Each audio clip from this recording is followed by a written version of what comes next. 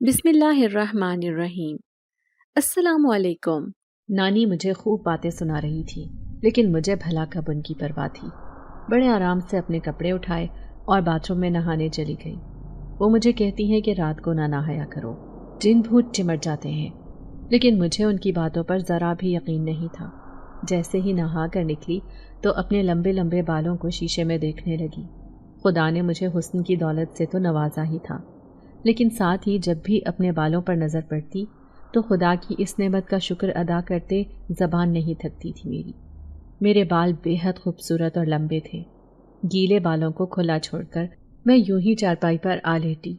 कच्चे सहन के बीच में ही नानी के साथ मेरी चारपाई बिछी हुई थी। जैसे ही मैं लेटी, नानी बातें सुनाने लगी। लो, अब पूरी रात बाल खोले सहन के बीचों बीच यूं पड़ी रहोगी। मैं झुंझुलाकर कहने लगी, तो क्या नानी गीले बालों को बांध कर सो जाऊं ताकि सुबह तक सर में जुएं पड़ जाएं?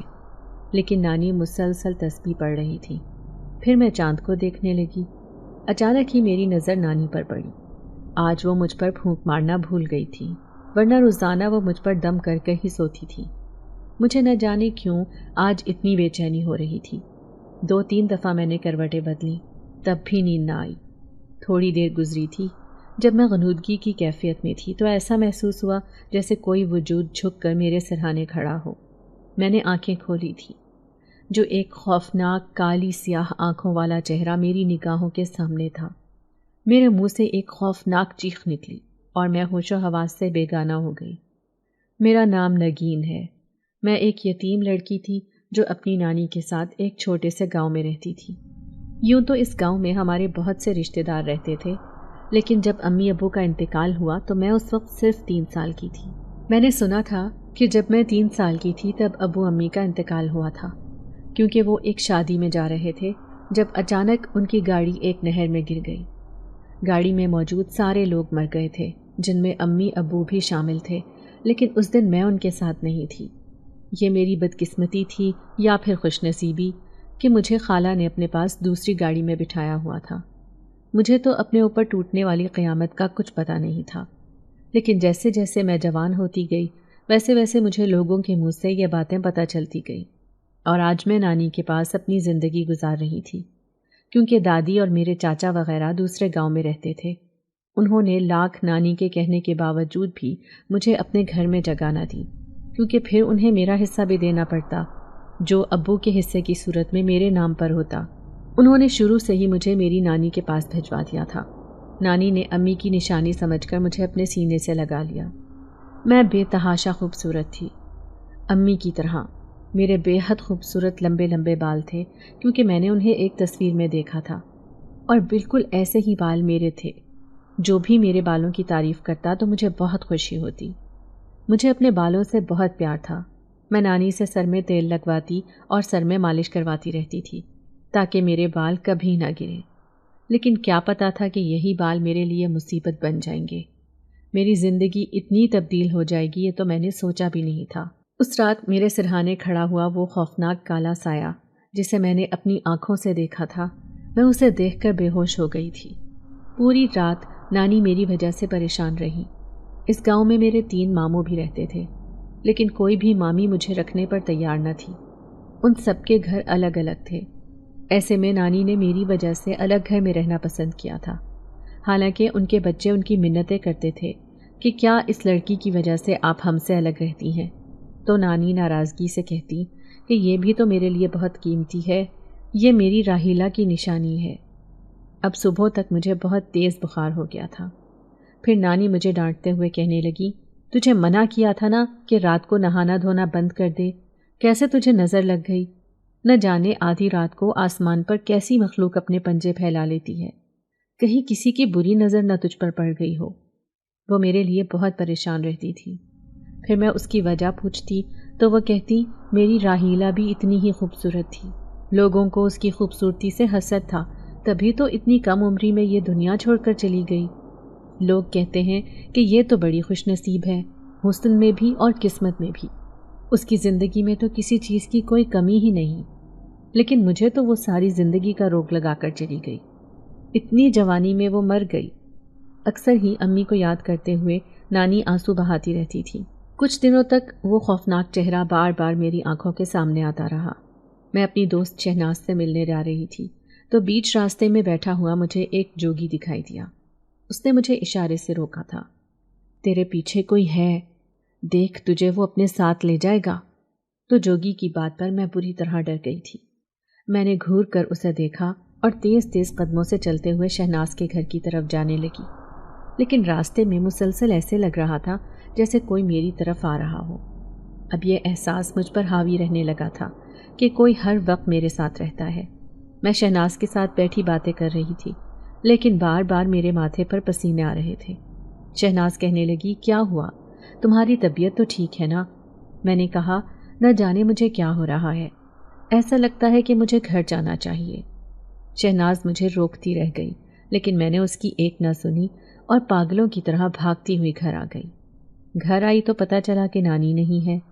میں اکیلی ہی کمرے میں بیٹھی تھی جب اچانک دروازے پر دستک ہوئی تو مارے خوف سے میں اچھل پڑی۔ دروازہ کھولا تو سامنے ایک اجنبی تھا، سفید رنگ کا لباس پہنے، بہت خوبصورت۔ اس کی چمکتی ہوئی آنکھیں شام کے اندھیرے میں ایسے لگ رہی تھی جیسے جگنو جگمگا رہے ہیں۔ پھر وہ کہنے لگا کہ میں مسافر ہوں، بہت دور سے آیا تھا، پیاس لگ رہی ہے، اگر ایک گلاس پانی پلا دیں تو۔ میں حیران تھی کہ یہ اجنبی کون ہے۔ جیسے ہی پانی لے کر آئی تو وہ دروازے سے غائب ہو چکا تھا۔ میں دروازے پر پانی لیے کھڑی تھی جبکہ سامنے سے نانی آ رہی تھی۔ مجھے گھورتے ہوئے کہنے لگی، یہ بال کھول کر دروازے میں کیوں کھڑی ہے؟ 1000 دفعہ سمجھایا ہے کہ ایسی حرکتیں نہ کیا کر، دیکھ اس دن بھی تجھے بخار ہو گیا تھا۔ جبکہ میری نظریں کسی کو تلاش کر رہی تھیں تو میں نانی کی باتیں انسنی کر گئی تھی۔ پڑوس میں ایک لڑکی کی شادی تھی جس میں نانی اور مجھے بھی دعوت آئی تھی۔ اس رات مایوں تھا اور میں نے پیلے رنگ کا لباس پہنا جس میں بہت خوبصورت لگ رہی تھی۔ نانی نے میری نظر اتاری تو میں ان کی اس حرکت پر ہنسنے لگ گئی تھی۔ لمبے بالوں کی چوٹی میری پشت پر جھول رہی تھی۔ مجھے صرف ایک چیز کی کمی لگ رہی تھی اور وہ تھی موتیے کے گجرے، کیونکہ مجھے گجرے پہننے کا بہت شوق تھا۔ میں نانی سے ضد کرنے لگی کہ مجھے گجرے چاہیے۔ نانی نے مجھے گھور کر دیکھا اور کہنے لگی، ابھی رات کا وقت ہے، موتیے کے گجرے نہیں پہنتے، جنات عاشق ہو جاتے ہیں۔ میں ان کی بات پر منہ بناتی ہوئی نانی کے ساتھ شادی میں آ گئی۔ ابھی میں ایک جگہ کھڑی دلہن کو دیکھ ہی رہی تھی کہ اچانک ایک بچے نے میرا ہاتھ پکڑ کر ہلایا۔ میں نے جیسے ہی پلٹ کر دیکھا تو وہ سرگوشی میں کہنے لگا، یہ گجرے آپ کے لیے کسی نے بھجوائے ہیں، لیکن وہ پلک جھپکتے میں ہی غائب ہو گیا۔ پھر پوری شادی کی تقریب میں میں اس بچے کو ڈھونڈتی رہی، لیکن وہ مجھے کہیں دکھائی نہ دیا۔ پھر دل میں خیال آیا کہ مجھے یہ گجرے کون بھیج سکتا ہے۔ گجرے میں نے ہاتھوں میں پہن لیے تھے جن کی مہک بار بار میں سونگھ کر محسوس کر رہی تھی۔ خالدہ کی شادی ہو رہی تھی، میں دلہن کے پاس ہی بیٹھی تھی۔ اچانک ہی ان کے گھر میں موجود بڑے سے درخت کے پیچھے مجھے ایک نوجوان کھڑا ہوا دکھائی دیا۔ میں اسے دیکھ کر چونک گئی تھی کیونکہ یہ وہی تھا جو اس دن میرے دروازے پر آیا تھا، لیکن یہ تو اپنے آپ کو مسافر کہہ رہا تھا۔ میں حیران سی اسے دیکھے جا رہی تھی کہ اس نے مجھ سے جھوٹ کیوں کہا تھا، لیکن اچانک ہی وہ اشارہ کرتے ہوئے مجھے اپنی طرف بلانے لگا۔ میں اس کے اشارے پر گھبرا گئی، بلکہ ایک ٹک اسے دیکھے جا رہی تھی۔ اچانک ہی نانی کی زوردار آواز آئی جو میرا کندھا ہلا رہی تھی، کیا ہوا نگی؟ کیا بہری ہو گئی ہے؟ کب سے تجھے آوازیں دے رہی ہوں؟ وہ پریشانی سے مجھے دیکھ رہی تھی کیونکہ شادی والے گھر میں تماشا لگ گیا تھا۔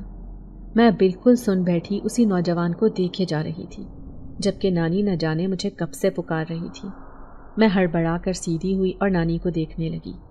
نانی مجھے بازو سے کھینچتے ہوئے اب گھر لے آئی تھی۔ کیا ہوا ہے تجھے؟ وہاں ساری عورتیں باتیں کر رہی تھی کہ یہ لڑکی عجیب و غریب لگ رہی ہے، اسے کیا ہوا ہے؟ ایسے لگتا ہے کہ اس پر کسی کا برا سایہ چمٹ گیا ہے، اس کی آنکھیں دیکھو کتنی سرخ ہو رہی ہیں۔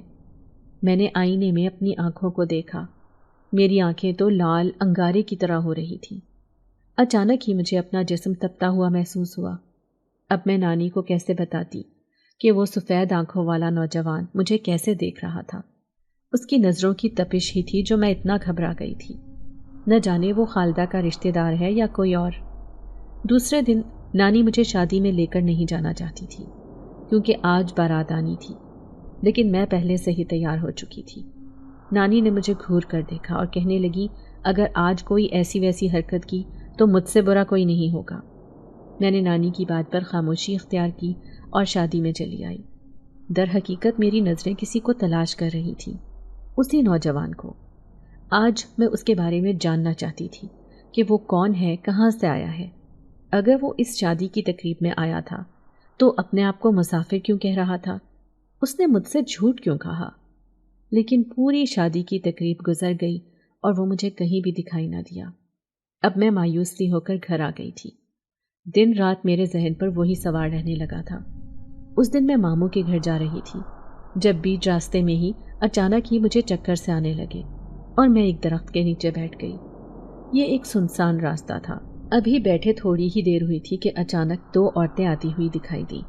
وہ بالکل اجنبی تھی۔ دونوں نے مجھے بازوؤں سے پکڑ لیا اور کہنے لگی لگتا ہے لڑکی تمہاری طبیعت خراب ہے، چلو ہمارے ساتھ۔ میں انہیں روکنا چاہتی تھی، منع کرنا چاہتی تھی کہ مجھے ان کے ساتھ کہیں نہیں جانا، نانی میری راہ دیکھ رہی ہوں گی، لیکن وہ زبردستی مجھے اپنے ساتھ لے کر جانے لگی۔ میرے اندر تو جیسے جان ہی نہیں تھی۔ وہ مجھے ایک انجان گھر میں لے آئی تھی۔ یہ گھر تو ہمارے گاؤں سے اچھے خاصے فاصلے پر تھا۔ پھر ایک عورت نے زبردستی ایک گلاس میرے منہ پر لگا دیا اور کہنے لگی جلدی سے یہ شربت پی لو، تمہاری طبیعت ٹھیک ہو جائے گی۔ میں نے گھونٹ گھونٹ وہ شربت اپنے اندر اتارنا شروع کیا۔ جیسے جیسے شربت پیتی ویسے ویسے مجھ پر بے ہوشی طاری ہوتی جا رہی تھی اور پھر میں ہوش و حواس سے بے گانہ ہو گئی۔ میری آنکھ کھلی تو میں نے خود کو ایک ویران کھنڈر میں پایا تھا۔ میں ایک ایسی جگہ پر تھی جہاں پر بندہ نہ بندے کی ذات تھی۔ اس ٹوٹے پھوٹے سے گھر کے بیچوں بیچ میں پڑی تھی۔ میرے لمبے لمبے بال زمین پر بکھرے ہوئے تھے جبکہ دوپٹہ بھی غائب تھا۔ میں سسک سسک کر زمین پر پڑی رو رہی تھی کیونکہ مجھے اس خوفناک جنگل سے بہت ڈر لگ رہا تھا۔ کہیں ان دونوں عورتوں نے میرے ساتھ کوئی غلط حرکت تو نہیں کی تھی۔ میں ایک دم سے ہی اٹھ کر بیٹھی۔ لیکن یہ کیا جسے میں کھنڈر سمجھ رہی تھی، یہ تو ایک محل کی طرح سجا ہوا گھر لگ رہا تھا۔ اس میں جگہ جگہ دیے جل رہے تھے اور سامنے ہی ایک لمبا چوڑا وجود تخت پر بیٹھا تھا۔ آس پاس کھڑی ہوئی خوفناک شکلوں والی عورتیں مجھے دیکھے جا رہی تھیں۔ میری آنکھوں میں آنسو آ گئے۔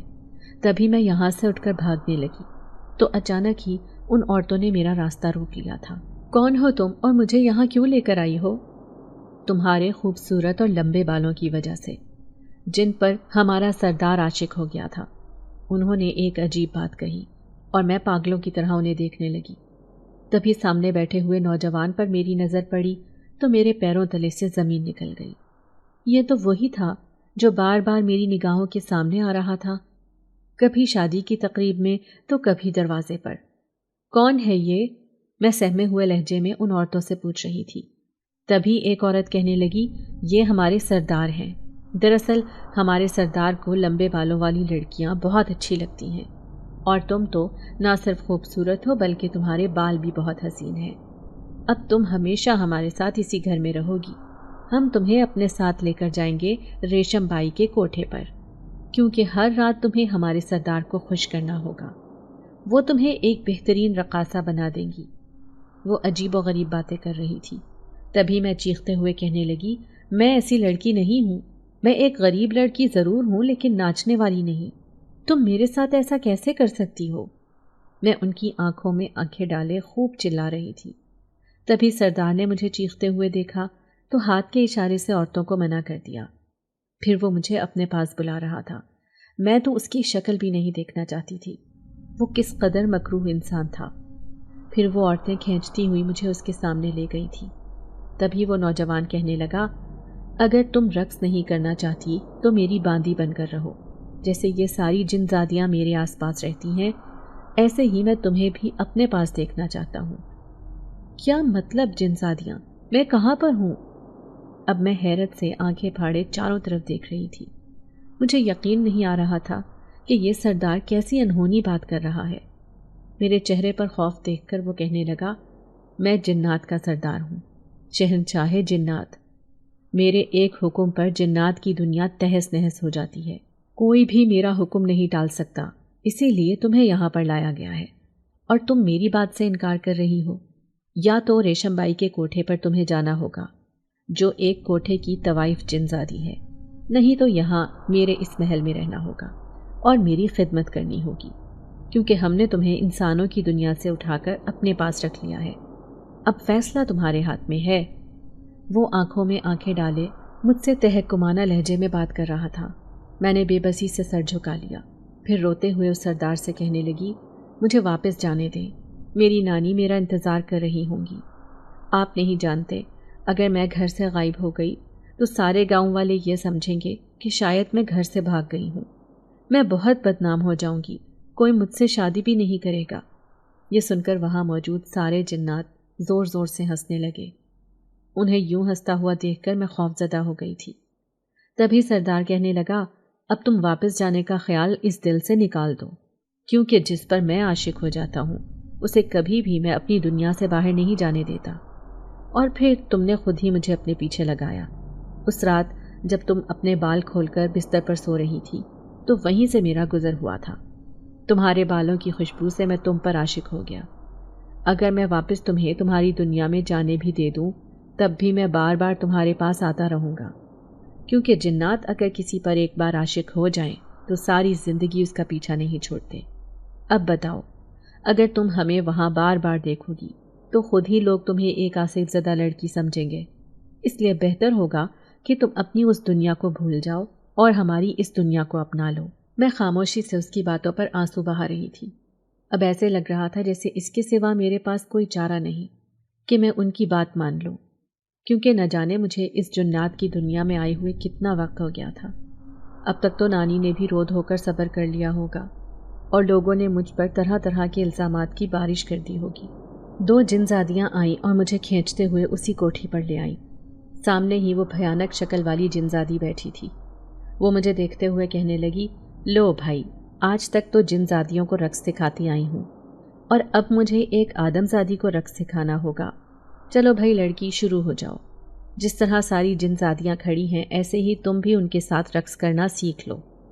پھر تمہیں ہر چاند کی 14ویں شب کو جو ہمارے قبیلے میں رقص ہوتا ہے وہاں تمہیں بھی یہ رقص کرنا ہوگا اور دوسرے قبیلے کے آئے ہوئے سرداروں اور شہنشاہ جنات کو خوش کرنا ہوگا، اور جتنی مال و دولت ملے گی اس میں سے تمہیں بھی حصہ ملے گا۔ میں جو بھوک پیاس اور خوف سے نڈھال تھی انہوں نے میری ذرا بھی پرواہ نہ کی۔ شام تک ناچتے ناچتے میرے پاؤں میں چھالے پڑ گئے، لیکن اس ریشم بائی جنزادی کو مجھ پر رحم نہ آیا تھا۔ رات کو میں اپنے زخموں کو سہلا رہی تھی، تنہا بیٹھی ہوئی اپنی قسمت کو رو رہی تھی، جب اچانک ہی ایک جنزادی اندر آئی۔ وہ میرے زخموں پر مرہم لگا رہی تھی، پھر درد بھری آواز میں کہنے لگی، میں تمہارا دکھ سمجھ سکتی ہوں، کیونکہ میں بھی زبردستی تمہاری طرح یہاں لائی گئی تھی۔ کیا مطلب ہے تمہارا؟ اب میں حیرت سے اس جنزادی کو دیکھ رہی تھی۔ وہ تو اچھی خاصی خوبصورت تھی۔ تبھی وہ کہنے لگی، میں بھی ایک انسانی لڑکی ہوں۔ دراصل اس کوٹھے پر رقص کرنے والی یہ سب ہی میری طرح اور تمہاری طرح انسان ہیں، جبکہ وہ جو طوائف ہے وہ ایک جنزادی ہے۔ ان ساری لڑکیوں کو یہاں زبردستی لایا گیا ہے، صرف جنات کے سردار کو خوش کرنے کے لیے، کیونکہ انہیں انسانی لڑکیوں سے عشق ہے۔ وہ جس لڑکی پر عاشق ہو جاتے ہیں جنات انہیں اٹھا کر اپنی دنیا میں لے آتے ہیں۔ تو تم کہاں سے آئی ہو؟ اب میں سہمی ہوئی اس سے پوچھ رہی تھی۔ اس نے ایک ٹھنڈی سانس بھری، پھر کہنے لگی، میں تو ایک غریب گھر کی لڑکی تھی، مجھے نوکری کا جھانسا دے کر یہاں لایا گیا۔ میں اس جگہ سے بالکل انجان تھی۔ میرے پیچھے میری 4 بہنیں اور بوڑھی ماں بھی ہے، اور نہ جانے میرے بارے میں کیا سوچتے ہوں گے وہ، کہ شاید میں گھر سے بھاگ گئی ہوں، لیکن وہ نہیں جانتی کہ مجھے زبردستی یہاں پر رکھا گیا ہے، اس جنات کی دنیا میں۔ اب ہم چاند کی 14 تاریخ کو ساری لڑکیاں اس کوٹھے سے باہر نکلتی ہیں اور شہنشاہ جنات اور ان کے دوسرے قبیلے سے آئے ہوئے مہمانوں کو خوش کرتی ہیں۔ اب تمہیں بھی ہمارے ساتھ یہی کام کرنا ہوگا۔ میرے رونگٹے کھڑے ہو گئے تھے۔ اس کا مطلب ہے کہ یہ اتنے سالوں سے یہاں پر رہ رہی ہے تو مجھے بھی ہمیشہ کے لیے یہیں پر قید ہو کر رہنا پڑے گا۔ یہ لوگ مجھے کبھی باہر جانے نہیں دیں گے۔ یہ بات سوچ کر میں گھٹنوں میں منہ چھپا کر رونے لگی۔ بار بار مجھے اپنی نانی کا خیال آ رہا تھا۔ وہ بیچاری میرے بغیر کیسے رہ رہی ہوں گی؟ کیسے لوگ انہیں تانے دے رہے ہوں گے کہ جس نواسی کو تو نے پال پوس کر جوان کیا، آج وہ تیرے منہ پر کالک مل کر چلی گئی۔ پھر جیسے ہی صبح کا اجالا پھیلتا وہ سب منظر سے غائب ہو جاتے اور ہمیں ایک کوٹری میں بند کر دیا جاتا، اور جیسے ہی رات ہوتی تو سب نظر آنا شروع ہو جاتے، اور وہ ریشم جنزادی جو ایک طوائف تھی خوفناک شکل والی، وہ ہم سب کو رقص کرنے کے لیے کہتی، کیونکہ اس نے اپنے پہرے داروں کو خاص طور پر ہماری نگرانی کے لیے بٹھا رکھا تھا۔ اگر کوئی بھی لڑکی ذرا بھی چون چرا کرتی تو وہ اسے ایک خوفناک قید خانے میں بند کر دیتی۔ دوسرے دن جو اس لڑکی کی حالت ہوتی اسے دیکھ کر لگتا کہ آج کے بعد وہ ذرا بھی شور نہیں کرے گی۔ پھر وہ دن بھی آیا جب جشن کی رات تھی۔ میں اس وقت بہت گھبرا رہی تھی۔ میں نے دیکھا ساری لڑکیاں تیار ہو رہی تھیں، جبکہ وہ ریشم بائی جو ایک جنزادی تھی آج سج سنور کر انتہائی ڈراؤنی لگ رہی تھی۔ میں نے بھی ایک نیلے رنگ کا لباس پہن رکھا تھا جس میں بہت خوبصورت لگ رہی تھی۔ تبھی میں نے لمبے بالوں کی چٹیاں بنائی تو اچانک ہی اس جنزادی نے میری چٹیاں کھینچ کر مجھے غصے سے کہا کہ میں اپنے سارے بال کھول لوں، کیونکہ ان بالوں پر ہی تو جنات عاشق ہوئے ہیں۔ تمہارے بال بہت خوبصورت ہیں۔ ویسے بھی اب وہ پکڑ کر میرے سارے بال کھول چکی تھی، جبکہ میں کھلے ہوئے بالوں میں بہت عجیب لگ رہی تھی۔ دہشت زدہ چہرہ لیے ایسے لگ رہا تھا جیسے میرے چہرے پر خوف کے سوا کوئی دوسری کیفیت نہ ہو۔ میری آنکھوں میں آنسو آ گئے تھے۔ میرے ان لمبے بالوں کو نانی کتنے پیار سے تیل لگاتی تھی، جبکہ یہ خوفناک جنزادی کس قدر ظلم کر رہی تھی۔ اب ساری لڑکیاں اس جگہ پر جانے کے لیے روانہ ہو چکی تھیں جہاں آج رات جشن منایا جانا تھا۔ سرداروں اور شہنشاہ جنات کے سامنے رقص کر کے ساری لڑکیوں کے پاؤں چھلنی ہو گئے تھے، لیکن ان کا دل ہی نہیں بھر رہا تھا۔ لیکن یہ سن کر میری جان نکل گئی جب میرے برابر میں کھڑی لڑکی نے مجھے بتایا کہ جو بھی لڑکی آج بڑے شہنشاہ جنات کو پسند آئے گی وہ اسے اپنے ساتھ لے جائے گا۔ میں خوف سے لرز کر رہ گئی تھی۔ میں نے دیکھا اس جنزادی ریشم بائی نے مجھے سب سے آگے کھڑا کر رکھا تھا، شاید میری خوبصورتی کی وجہ سے۔ میرے لمبے لمبے بال اپسرا کی مانند دکھائی دے رہے تھے۔ میں سہمی ہوئی ان سب سے چھپنے کی کوشش کر رہی تھی۔ اگر ایسا ہو گیا تو یہ نہ جانے مجھے کہاں لے کر جائیں گے۔ شاید میں کبھی بھی واپس اپنی دنیا میں نہ جا سکوں۔ نہیں، یا خدا میرے اوپر ایسا ظلم نہ ہو۔ میں خدا سے دل ہی دل میں دعائیں کر رہی تھی، لیکن پھر وہی ہوا جس کا مجھے ڈر تھا۔ جب شہنشاہ جنات نے کہا کہ یہ لڑکی بہت خوبصورت ہے، اسے میں اپنے محل میں لے کر جانا چاہتا ہوں، سردار فوراً ہی اس کی بات ماننے پر تیار ہو گیا تھا، جبکہ میں اسے آنکھوں میں آنسو لیے دیکھ رہی تھی۔ تبھی میں نے اس جنزادی کے سامنے منتیں کی اور کہنے لگی، خدا کے لیے مجھ پر یہ ظلم نہ کرو، میں پہلے ہی اپنے گھر والوں سے اتنی دور ہو چکی ہوں۔ اگر شہنشاہ جنات مجھے اپنے ساتھ لے گیا تو میں کبھی واپس نہیں آ سکوں گی۔ تبھی جنزادی نے میرے منہ پر تھپڑ مارا اور کہنے لگی، خبردار جو آواز بھی نکالی تو، ورنہ تمہارا بہت برا حشر ہوگا، تمہیں اسی قید خانے میں قید کر دیا جائے گا، پھر ساری زندگی تم اسی میں بند رہنا اور تمہارا حسن سارا گل سڑ جائے گا۔ وہ مجھے آنے والے وقت سے ڈرا رہی تھی۔ تبھی میں نے دیکھا کہ انہوں نے میرے سر پر لال دوپٹہ ڈال دیا تھا۔ ایک جنزادی آ کر کہنے لگی، جو بھی لڑکی شہنشاہ جنات کے ساتھ جاتی ہے وہ لال دوپٹے میں جاتی ہے، اس کا مطلب ہوتا ہے کہ وہ ہمیشہ کے لیے شہنشاہ جنات کے محل کی کنیز بن جائے گی۔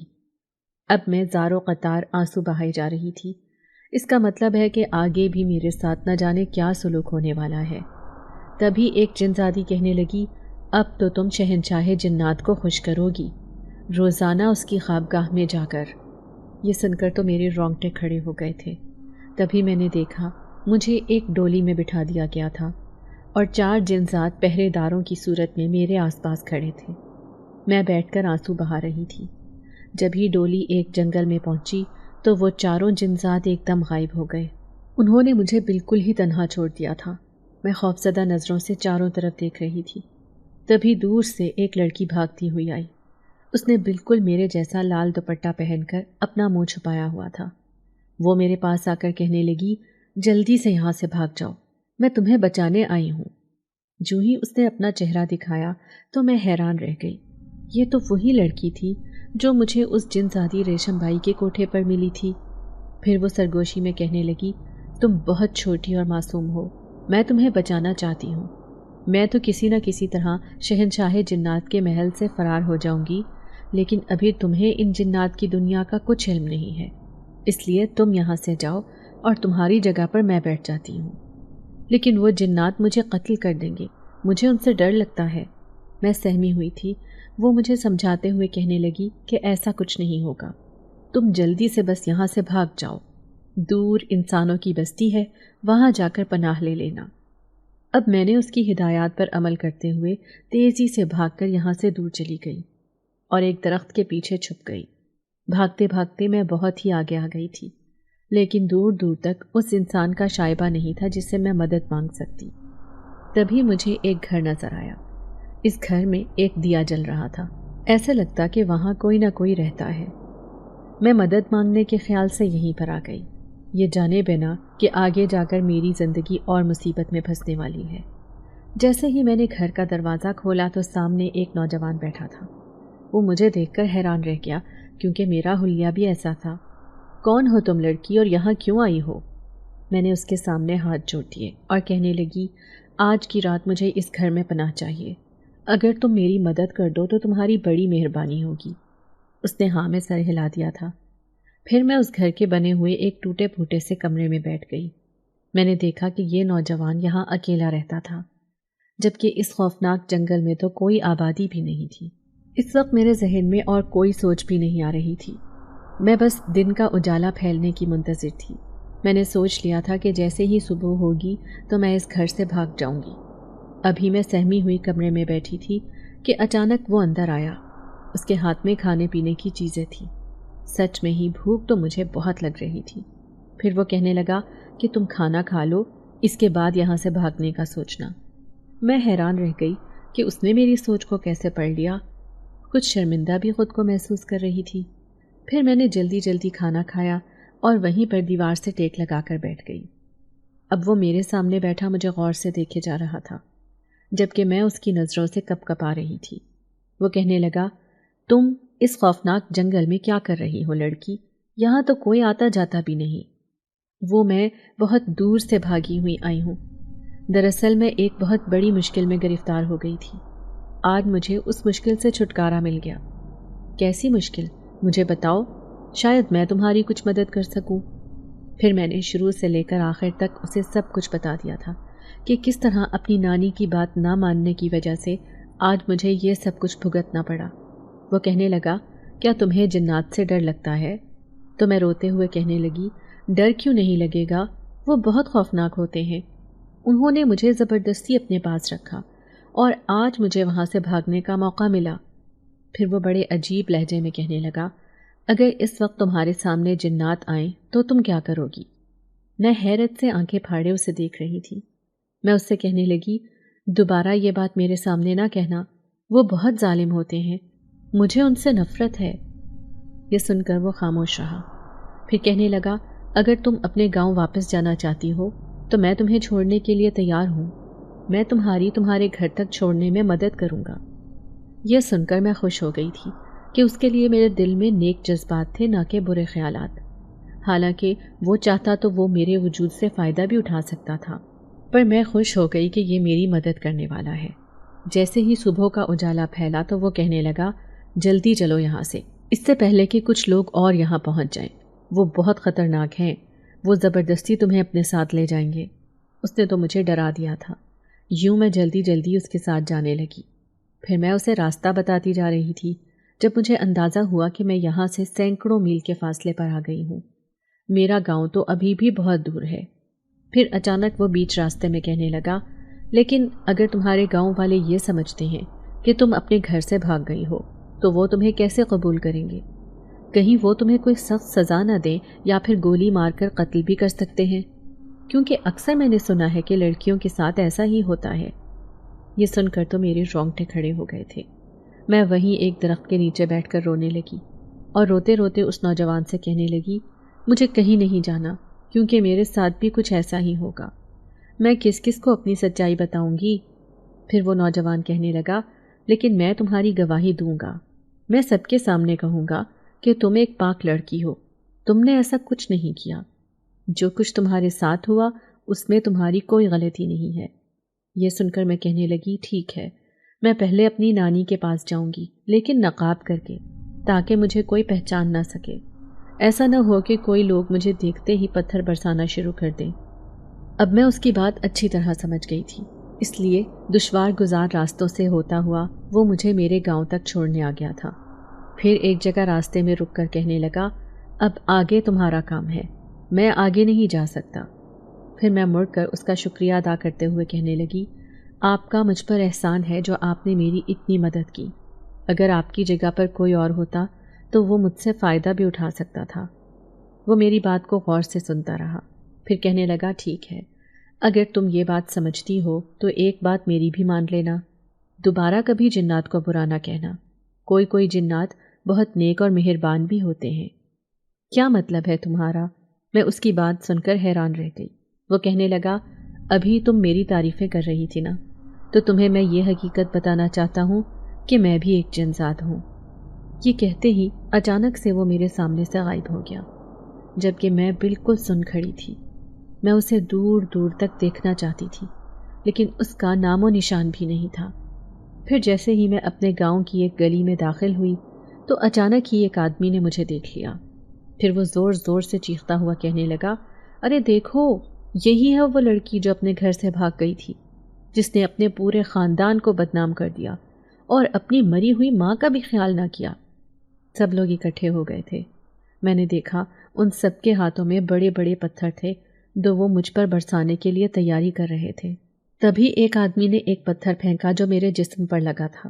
اب وہ سب مجھے مار رہے تھے اور کہتے کہ اس بھگوڑی لڑکی کی ہمارے گاؤں میں کوئی جگہ نہیں ہے۔ میں چیختے ہوئے اپنی نانی کو پکار رہی تھی۔ تبھی مجھے سامنے سے نانی آتی ہوئی دکھائی دی۔ وہ مجھے بچانے کے لیے آ رہی تھی۔ نانی نانی، مجھے بچا لو، یہ لوگ مجھے جان سے مار دیں گے۔ میں بھاگتی ہوئی اپنی نانی کے پاس جانے کی کوشش کر رہی تھی، لیکن ایسے لگ رہا تھا جیسے میرے اور ان کے درمیان بہت زیادہ فاصلہ حائل ہے۔ میں کبھی بھی ان کے نزدیک نہیں پہنچ سکوں گی اور ان پتھروں کی مار کھا کر مر جاؤں گی۔ اچانک ہی نانی نے میری طرف ہاتھ بڑھایا اور وہ نیچے گر گئی۔ میں چیخ رہی تھی، نانی نانی! تبھی ایک زوردار تھپڑ میرے منہ پر لگا تھا۔ یہ کیا بکواس کر رہی ہے اور کیوں اتنا چیخ رہی ہے؟ میں نے ہڑبڑا کر آنکھیں کھولی تھی۔ نانی نے ایک پانی کا گلاس میرے منہ پر پھینک دیا تھا۔ میں خوف سے کانپتے ہوئے اٹھی اور نانی سے لپٹ گئی۔ نانی مجھے بچا لو، لوگ مجھے پتھر سے مار ڈالیں گے۔ نانی کہنے لگی، کیا باولی ہو گئی ہے، کیسی باتیں کر رہی ہے؟ کون تجھے پتھر مارے گا؟ کسی کی اتنی ہمت کہ میرے ہوتے ہوئے تجھے چھو کر دکھائے؟ انہوں نے مجھے خود سے لپٹا لیا تھا، جبکہ میں ہچکیوں سے روئے جا رہی تھی۔ اس خوفناک خواب کا اثر میرے ذہن پر کئی روز تک رہا تھا۔ میں جب بھی اس بات کو سوچتی کہ میں نے اتنا بھیانک خواب دیکھا ہے جس پر بالکل حقیقت کا گمان ہوتا ہے، تو یقین نہیں آتا تھا کہ یہ سب میرا خواب تھا۔ اس دن جب میں اس درخت کے نیچے بیٹھی تھی اور میری طبیعت خراب ہو گئی تھی تو میں وہیں پر لیٹے لیٹے سو گئی تھی۔ جب اس گاؤں کے ہی ایک آدمی نے مجھے وہاں پڑے ہوئے دیکھا تو بھاگ کر نانی کو بلا لایا تھا۔ نانی مجھے گھر لے کر آ گئی اور پھر میں کئی گھنٹے تک بے ہوش رہی۔ سب کا کہنا تھا کہ اس کے دماغ پر کسی چیز کا اثر ہو گیا ہے، اسی لیے یہ بے ہوش ہوئی تھی۔ لیکن آج تو نانی بھی پریشان ہو گئی تھی۔ وہ کہنے لگی، چل میں تجھے گاؤں میں کسی مولوی کے پاس لے کر چلتی ہوں، وہ تجھے دیکھ کر تیرا حساب کرے گا۔ نانی اب میری وجہ سے بہت پریشان رہنے لگی تھی۔ پھر میں مولوی صاحب کے پاس آ گئی تو وہ کہنے لگے، اس کے اوپر کسی جنات کا اثر تو ہے، لیکن وہ جنات بہت نیک ہے، اس کا ہر وقت خیال رکھنا چاہتا ہے۔ جب بھی یہ بے پردہ ہوتی ہے تو اسے بہت تکلیف ہوتی ہے، اس لیے اسے خوفناک خواب آتے ہیں۔ بس دھیان رہے کہ یہ لڑکی ہر وقت 5 نماز پڑھے اور اپنے آپ کو بے پردہ نہ کرے۔ مولوی صاحب نے نانی کو بہت اچھے سے سمجھا دیا تھا، وہ بھی میرے سامنے۔ میں بھی ان کی بات سمجھ گئی تھی، اسی لیے میں ان کی بات مان کر اس پر ہی عمل کرنے والی تھی۔ اب تو میں نے گھر سے باہر نکلنا بھی چھوڑ دیا تھا، لیکن ایک دن جب میری سہیلی نے مجھے اپنے گھر بلایا کیونکہ اس کی منگنی تھی، میں اس کی منگنی کی تقریب میں جا رہی تھی، لیکن واپسی میں شام ہو گئی۔ اب میں اکیلے گھر جاتے ہوئے گھبرا رہی تھی، نہ جانے کیوں مجھے بہت زیادہ ڈر لگنے لگا تھا۔ پھر جیسے ہی میں اس راستے سے گزر کر جانے لگی تو اچانک ہی میرے ذہن میں چھپاکا ہوا۔ اس راستے پر ہی تو میں نے اسی جن ذات کو دیکھا تھا جو ابھی بھی ایک خواب کی صورت میں میرے سامنے موجود تھا۔ ایسے لگتا ہے جیسے وہ یہیں کہیں ہے۔ نہ جانے کیوں میری نگاہیں اسے تلاش کر رہی تھیں۔ جیسے ہی میں یہاں سے گزرنے لگی تو اچانک کسی نے مجھے آواز دے کر روکا۔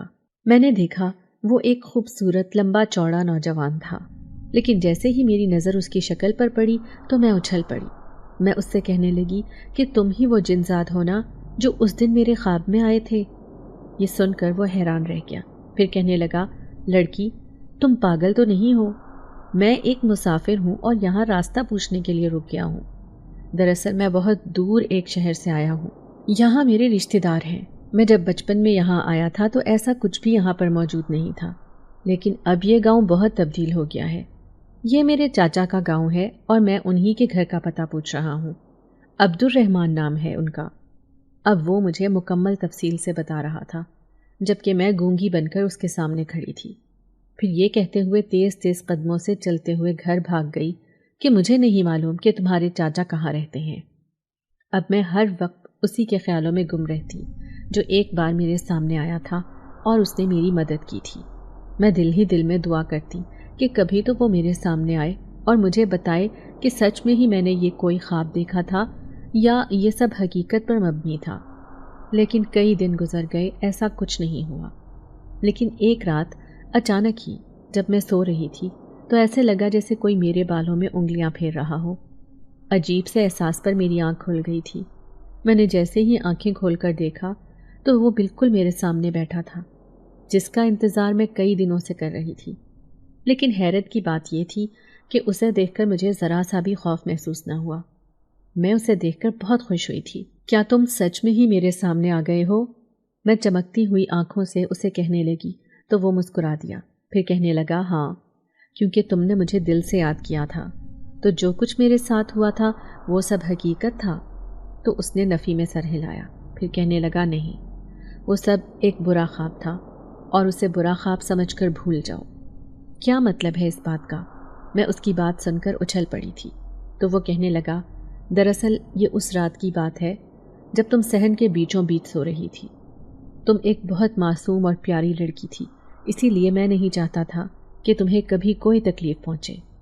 دراصل اسی رات ایک خوفناک جنزاد جو شیطان صفت طبیعت کا مالک تھا تم پر عاشق ہو گیا تھا اور وہ تمہیں زبردستی اپنے ساتھ لے کر جانا چاہتا تھا، لیکن دوسری طرف مجھے اس کے ارادوں کی خبر ہو گئی، اس لیے میں بھی تمہیں بتانا چاہتا تھا اور بچانا چاہتا تھا۔ تبھی تو میں نے تم پر ایک ایسا عمل کیا جس کے اثر سے تم نے ایک نہایت بھیانک خواب دیکھا۔ اس خواب کو دیکھنے کے بعد تمہارے اندر بہت تبدیلی آ گئی تھی۔ اگر کوئی بھی لڑکی اپنے لمبے لمبے بالوں کو کھول کر بیچ صحن میں سوتی ہے تو اکثر اس پر غیر فطری مخلوق عاشق ہو جاتی ہے اور پھر بعد میں اسے پریشانیوں کا سامنا کرنا پڑتا ہے۔ امید ہے تم میری بات اچھے سے سمجھ گئی ہوگی۔ آئندہ اس بات کی احتیاط کرنا۔ میں نے تو صرف تمہارے لیے اچھائی کی ہے، کیونکہ میں ایک نیک جنزاد ہوں، کسی کو تکلیف نہیں پہنچاتا۔ بھلے ہی تم مجھے بہت اچھی لگتی تھی، لیکن پھر بھی میں نے تمہاری ذات سے فائدہ اٹھانا نہیں چاہا۔ لیکن اگر میری جگہ پر کوئی بد فطرت جنزاد ہوتا تو وہ تمہاری معصوم فطرت سے ضرور فائدہ اٹھاتا اور تمہیں کوئی نقصان پہنچا دیتا۔ لیکن ہم جس سے محبت کرتے ہیں، ہم نہیں چاہتے کہ اسے کوئی نقصان پہنچے، اسی لیے میں آج تمہیں یہ راز بتانے آیا ہوں۔ اب اس کی ساری باتوں کو میں اچھے سے سمجھ گئی تھی۔ میں دل ہی دل میں سوچنے لگی کہ وہ کس قدر مہربان طبیعت کا مالک جنزاد ہے۔ پھر میں نے اس سے معافی مانگی اور کہنے لگی کہ مجھے معاف کر دو، میں نے تمہیں غلط سمجھا، کیونکہ وہ جو خواب تھا وہ بہت ہی بھیانک تھا۔ اسے دیکھ کر تو میرے رونگٹے کھڑے ہو گئے تھے۔ میں اس کے بارے میں دوبارہ سوچنا بھی نہیں چاہتی۔ پھر اس نے مجھ سے وعدہ کیا کہ زندگی میں جب بھی مجھے اس کی مدد کی ضرورت ہوگی تو وہ میری مدد کرنے ضرور آئے گا، اور یہ بات سن کر میں بہت خوش ہو گئی تھی۔ پھر میں پوری رات اس سے باتیں کرتی رہی۔ صبح نانی نے ہی مجھے اٹھایا۔ ایک بار پھر سے مجھے یہ سب ایک خواب کی طرح محسوس ہو رہا تھا۔ میں جان بوجھ کر اس جنزاد کے بارے میں سوچ رہی تھی۔ پھر ایک دن نانی کہنے لگی، تیرے لیے ایک بہت اچھا رشتہ آیا ہے، عبد الرحمن ہے نا، اس کے بھتیجے کا۔ ویسے بھی وہ شہر میں رہتے ہیں۔ میری شروع سے خواہش تھی کہ تیری شادی اس گاؤں میں نہیں بلکہ شہر میں کروں، تاکہ تو شہر جا کر عیش سے زندگی گزارے۔ میں نے نانی سے صاف انکار کر دیا۔ اور کہنے لگی کہ مجھے شادی نہیں کرنی کیونکہ میں ابھی شادی جیسی ذمہ داریاں اٹھانے کے قابل نہیں ہوں، میں ایک نادان لڑکی ہوں۔ نانی کہنے لگی شادی سے پہلے سب لڑکیاں نادان ہوتی ہیں، پھر شادی جیسی ذمہ داری لینے کے بعد وہ سب اپنی زندگی میں خود ہی سمجھدار ہو جاتی ہیں۔ یوں نانی نے میرا رشتہ طے کر دیا۔ اب مجھے شادی ہو کر ایک بہت دور شہر میں جانا تھا۔ گھر میں میری شادی کی تیاریاں چل رہی تھیں، جبکہ میرا دل اس جن ذات سے ملاقات کے لیے تڑپ رہا تھا۔ میرا بس نہیں چل رہا تھا کہ کسی طرح وہ میرے سامنے آ جائے۔ پھر میں لال جوڑا پہن کر دلہن بن گئی۔ آج میری آنکھوں میں آنسو تھے۔ جیسے ہی لڑکی نے مجھے تیار کیا تو کہنے لگی لگتا ہے بارات آ گئی ہے، تم تو خوش نصیب ہو جو اتنے بڑے شہر میں جا رہی ہو، اور تمہارا دلہا بھی بہت خوبصورت ہے۔ میں اداسی سے مسکرا دی۔ تبھی میں نے کھڑکی میں کھڑے ہو کر اپنے دلہے کو دیکھا تو میں حیران رہ گئی۔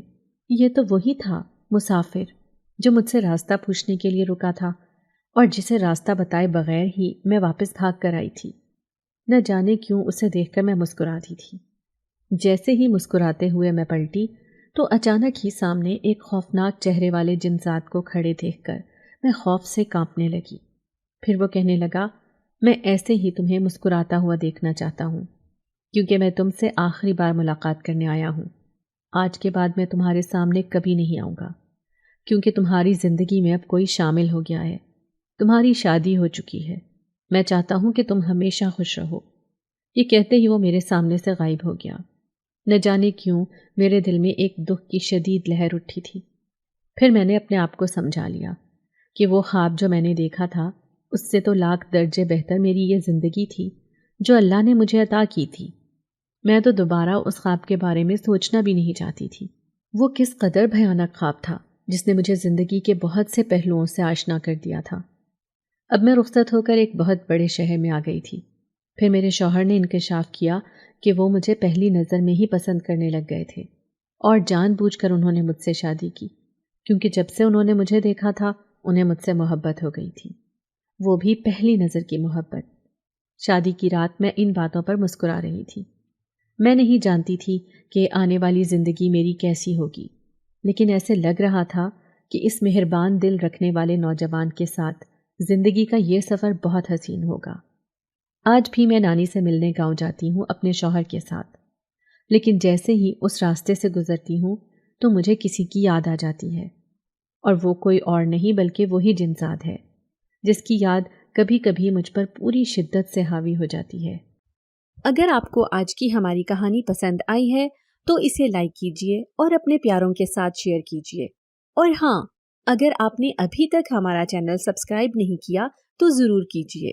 ملتے ہیں کل ایک نئی اور دلچسپ کہانی کے ساتھ، تب تک کے لیے اللہ حافظ۔